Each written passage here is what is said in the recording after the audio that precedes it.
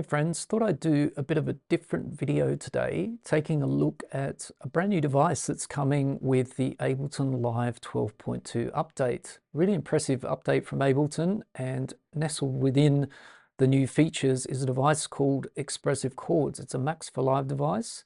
Let's have a little jam around with it, and then I'll walk you through, give you an overview, walk you through the different features of the device and show you a couple of applications for it as well.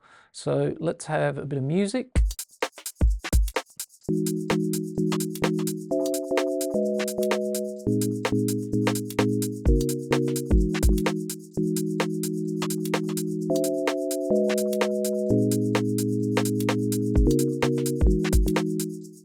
Okay, well, that'll do for a quick little preview there. So Expressive Chords, what is it all about? It's all about what sounds good, which I really love that Ableton's done that. It's a device that's you're meant to have fun with.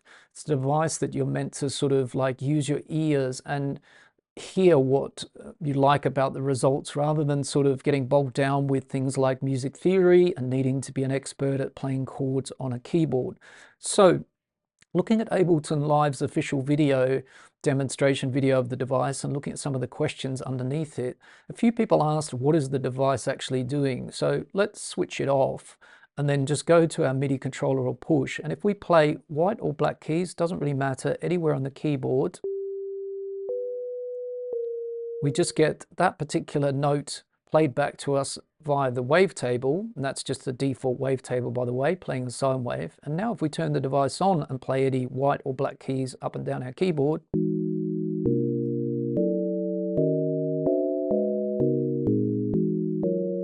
we get all these beautiful chords being played back to us. So it's a chord generating device. And not only that, it's generating all of these interesting chord shapes and qualities that perhaps we don't think of, even if you are a professional and you dig into music theory. So it's just about sort of like using your ears, putting it on and playing around and finding a nice movement between different chords for your tracks. Really lovely idea. So let's have a look at the interface itself and walk our way around that. And sorry, just one last thing to point out as well, because it generates chords from playing keys on your keyboard, don't try and play chords as well, or it's going to sound messy. So it's just, you can play just individual notes, one finger at a time if you like, and you're getting a chord back from that. So let's have a look at the visual display and these panels along the top here. We can basically move between this piano panel here and this grid panel. The piano panel I really like for the visual feedback you get and the information you get. So if we play a chord here, we get in the top left corner the chord quality. In the middle we get a keyboard lit up with all the different note pitches that are being played, and in the bottom left here all the different note pitches are actually listed in their musical quality. Really nice touch. So if you maybe perhaps choose this key and it generates this chord, you might think, well, I really like that. Well, we can learn things from this as well. It's a minor seventh, and if we move to this one, it's a major ninth. And so really nice touch from Ableton, lots to like about that view. We can then switch over to the next view, which to be honest is a bit of a game changer. If you're a push owner, definitely it works on 2, and therefore it should work on 3. 1 I can't really qualify, but essentially, much like the drum rack, when you add a drum rack to Ableton Live, you get your own visual display on the push. The pads light up connecting to the drum rack. Well, all of this grid that you see here lights up beautifully, all the pads, and it's connected to having an Expressive Chords on the MIDI track that you're wanting to play back. You can also move around in here with the mouse. First I'll do it with the keyboard, so we can see I'm playing that chord in that position there, and then I'm moving right alongside it. So current, next, and then you can also do this with the mouse. So if you were just thinking about, okay, well, what note movements do I like? And then I'm going to program that into a MIDI clip.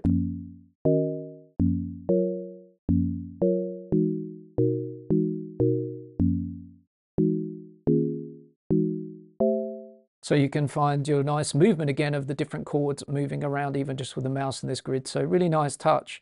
You've then got transposition over here. So you can also play a key on your keyboard anywhere. It doesn't really matter too much. I'm currently in this position getting a D sharp minor 7th. And then if I transpose that, you can see it's going up, E, F sharp. It's going up chromatically through the keyboard playing minor 7ths. Really nice touch. And then if I go down, I can go the same way and generate all the minor sevenths transposed or major nines. Super nice. Really, really intuitive, I think, and working really, really well. Down the bottom, we have some macros. The tilt macro, I'm not going to deep dive on it, but essentially negative values are going to emphasize the lower pitches in a chord, and positive values are going to emphasize the higher pitches in chords. That's simply all it does, and you can change the bias there on the tilt macro to adjust that a bit. Invert, really nice touch. So we've got the ability to invert our chords directly with this macro. So again, if we pick this chord here and we look at the position of, let's say, the C#3, and then we start moving, we can see the C#3 is no longer where it was previously. It's now at in the fourth note position. Sorry, yes, in the fourth. Now it's in the second again down here. Now it's in the third. So just a really classy touch that we can do chord inversions as well within using that macro within the device. And then we've got strum. Let's put it to 100% so we can really hear that and remind ourselves what strum does. And what you'll notice is when strum is 100%, it's connected to articulate. So when it's 0 off, effectively, the articulate is grayed out. And then when we bring it into play, articulate is active, and we can go through essentially different patterns of how that sequence of the strumming of those different notes is played back to us.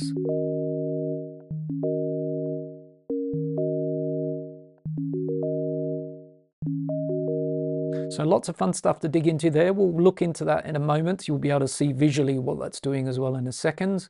And right alongside it, we've got two little panels, two little buttons, should we say, that we can toggle on and off. And again, we're going to unpack what those do in a moment, but they're tied to our friend Strum and Articulate. Let's come up to the top, click this little blue circle with the triangle, open up a second panel. Thanks Ableton Live, hats off to you guys. You really do always give us lots of depth in your devices to go further.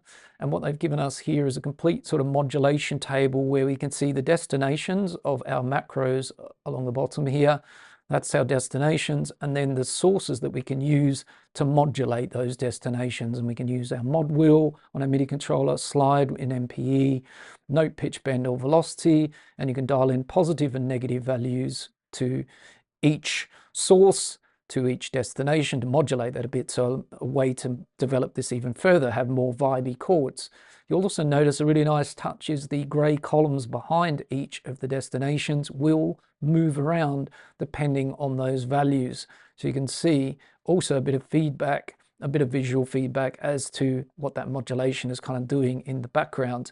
And another nice touch that I really like here is that they've given us a random variation globally of everything, which is super nice. So you can dial in a bit of that, and that then randomizes all of the things that you've got in play together as one, which is a really nice touch. And then finally, right down the bottom in this panel, we've got import chords from clips and a button where we can import them, so you can actually point expressive chords to, maybe you've got a chord progression or some chord qualities that you already like in a MIDI clip and you simply wish it to follow those, and you play up and down your keyboard, then you can import those chords and do exactly that. Then on the second page, we've got the articulation editor, and now you can kind of see, if I cycle through those patterns, what's actually going on in those patterns that we were hearing a little bit earlier when we were strumming. And it's changing, as I said, the sequence of, whoops, wrong one, let's go back. The sequence of how the notes are being strummed. And again, with the depth that we've got to mess about with here, we can also move these little sliders around, and we then get an audible preview of that. We click here, and then we could save those if we wanted to use our own custom articulation. So again, really nice touch, lots of depth in that panel. So let's close that down and take a little look at what is, well, actually we'll open it just for a second and stay here just so we can see and hear what's going to happen. So let's say we're in Articulate 1 Strum and we turn the top one on in a second. Let's first play it back without it on. So we're cycling up through the pitches, and let's toggle that button on. So it's changing the order, reversing the order of what's going on, the behavior of that. Really like that touch. Then below it, took me a while to figure out what this was doing, as you need to listen out for it, but it's got a little metronome in the picture. And so the kind of clue is that it's kind of meaning that it's a bit more of a musical playback. It's kind of syncing things when we move around with the strum and staying in time with the tempo that we're working in. So if we put on the metronome and hit play,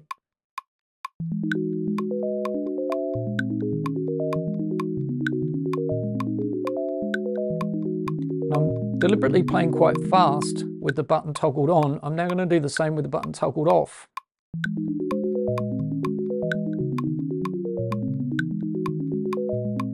So synced and unsynced, effectively, the strumming. So nice to have the option of both. It's kind of a bit like sort of re-trigger or not triggering, turning re-trigger off. It's a really nice touch that they've done there. So that's what those two little buttons do if you toggle those on and off.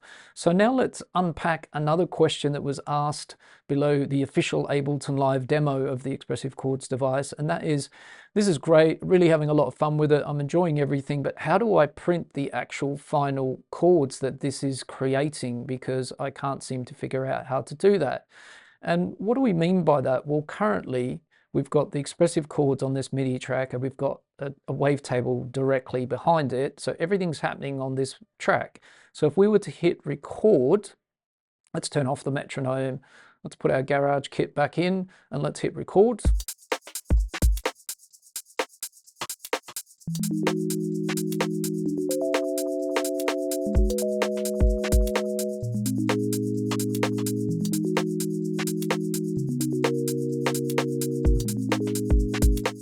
That'll do for a demo.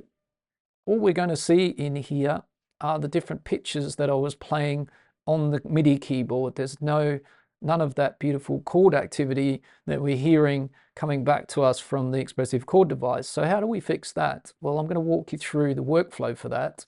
So let's do a couple of things. Let's delete that MIDI clip. We don't need that anymore. So let's send that to the trash. Let's remove the wavetable.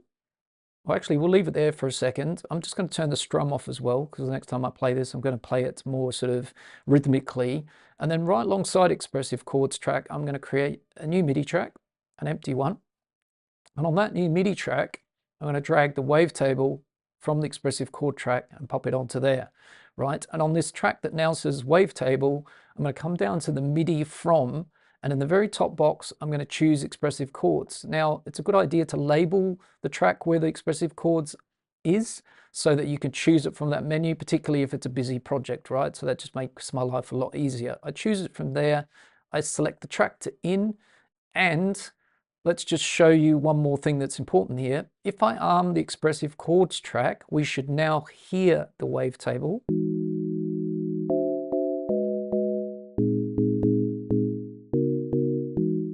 So that's all working. They're side by side. They're on different tracks, but the workflow is passing the MIDI from the Expressive Chords to the wavetable device. That's great, but now we need to do one more thing here, and that is arm both tracks. So hold down Control or Command on your keyboard, Control if you're on Windows, Command on a Mac. Make sure they're both armed. And now if we push record, we now should be able to record our beautiful chords into this clip. Let's have a go at that.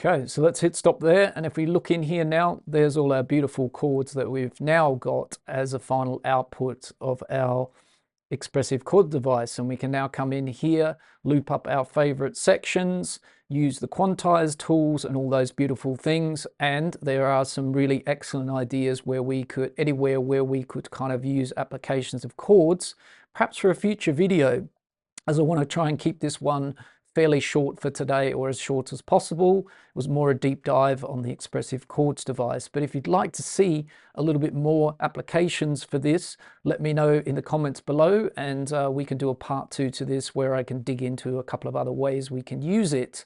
So on that note, hopefully that's a good little overview, and you can see what's really beautiful about this device. It's fun, it's intuitive, it's really awesome, and it's all about what sounds good, which has many applications for professionals and for people just starting out that just want to generate chords and get that feedback from playing white and black keys on your keyboard. So on that note, I'm going to say this is a wrap for today.